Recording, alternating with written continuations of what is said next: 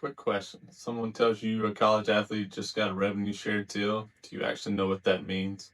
Not an NIL, not a sponsorship, revenue share. Most people don't. And honestly, most sports media doesn't explain it well either. Because it's easier to just say players are getting paid now and move on. That's not wrong, but it's not the whole story. And if you or your athlete are heading into college sports in the next few years, the difference matters a lot. I'm Blake Pannell. I'm an attorney, a registered sports agent here in Georgia, and I run Pannell Sports Group. We work with athletes and families across every sport, not just the two everyone talks about.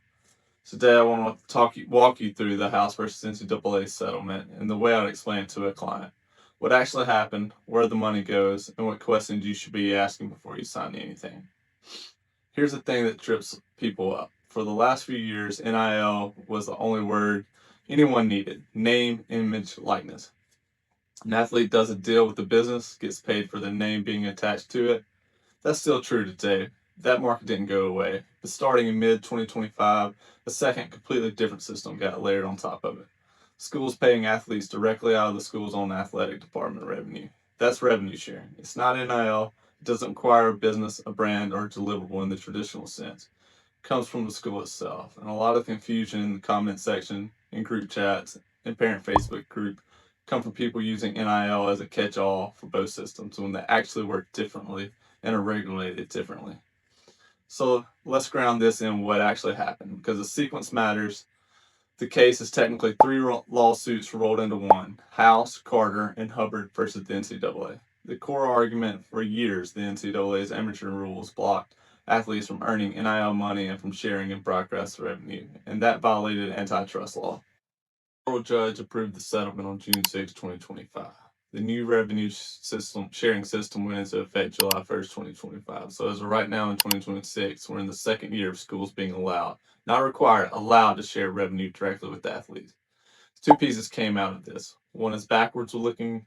A damage fund paid out to athletes who competed going back to 2016, compensating them for NIL and broadcast opportunities that were denied under the old rules.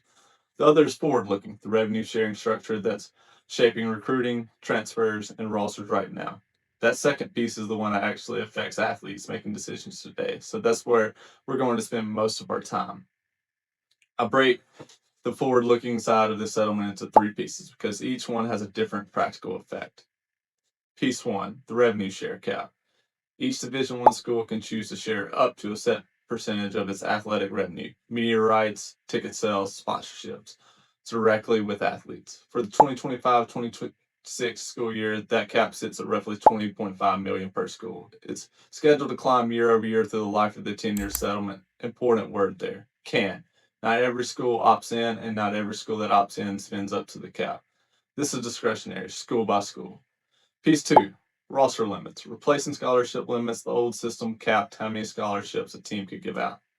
The new system caps how many total roster spots a team can have. And within that cap, schools can offer scholarships to every rostered athlete if they choose to. Sounds athlete friendly on paper. In practice, it also means some walk on spots and roster spots that used to exist are gone because the roster number itself is now the limiting factor. Schools were allowed to designate certain athletes who were already on a roster before a certain date so they wouldn't lose their spot. A grandfather clause, basically. But that doesn't protection doesn't extend to every athlete going forward. Piece three, a compliance and enforcement structure. This is the part most content skips because it's the least exciting to talk about. It's the part I think matters most for the athletes. That's next. The part that doesn't get said enough. So let's just say it directly. Reporting on how schools are allocating revenue share dollars suggests the money is heavily weighted towards football and men's basketball, with the smaller share going towards women's basketball and the rest split across every other sport combined. And that's every Olympic sport, every women's sport outside basketball, everything. This exact split varies by school because each institution decides its own allocation. But the parent pattern reported across most powerful major programs is not close to equal. This isn't a legal opinion on whether that's fair. That's genuinely being fought out in court right now, and we'll get to that.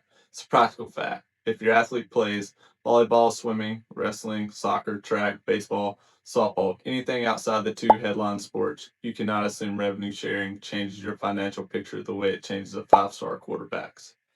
For most athletes in most sports, NIL, the actual brand deal market, It's still going to matter more than the revenue share pool. That's exactly why we built this firm, to cover every sport, not just the two that get the headlines. Now, here's the piece that actually affects paperwork, and it affects every athlete doing an NIL deal above a certain size, revenue share or not. Any outside NIL deal now has to run through a reporting and review system called NIL Go. The idea is to check whether a deal reflects a genuine business purpose and a reasonable market rate, not a disguised recruiting inducement or pay-for-play arrangement wearing an NIL costume. Enforcing all of this is a new body called the College Sports Commission, the CSC. It's separate from the NCAA. It's run by a former federal prosecutor's job is compliance across revenue sharing, NIL deal review, and roster rules. What this means practically, days of a handshake deal or a text message agreement are riskier than they used to be. If a deal doesn't hold up under review, it can get flagged, and that can create real problems for the athlete and the school. This is exactly the kind of paperwork question where having someone who actually reads contracts for a living, not just someone with a big Rolodex, makes a difference. If that's your athlete, here's my honest practical read as of mid 2026.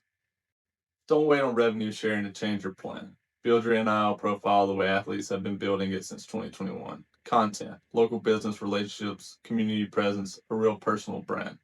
Ask your coaching staff directly what your program's revenue share allocation looks like for your sport, because it varies wildly by school to school, and there's no shame in asking. And if you're being recruited, that allocation is completely a fair question to bring up during the process, right alongside facilities and coaching staff. Whether it's a revenue share agreement from a school or an NIL deal from a business, here's a short list I'd want any family to run through before signing. Does the agreement clearly state what's actually being exchanged? A deliverable, a service, an appearance, or is it vague? Is the compensation in a reasonable range for what's being asked? Something that could survive a clearinghouse review? Is there a term and an end date, or does it follow the athlete indefinitely, including after eligibility ends? And who actually reviewed this before you sign? Was it reviewed by an attorney or just glanced at? The last question is the one I'd actually build a decision around. I want to be straight with you about what's still moving, because reporters keep pretending pieces are settled, and they're not. The settlement is currently facing an appeal at the Ninth Circuit, and a part of that appeal centers on whether the damages and revenue allocation could run afoul of Title IX, since the current distribution pattern favors male athletes in the aggregate.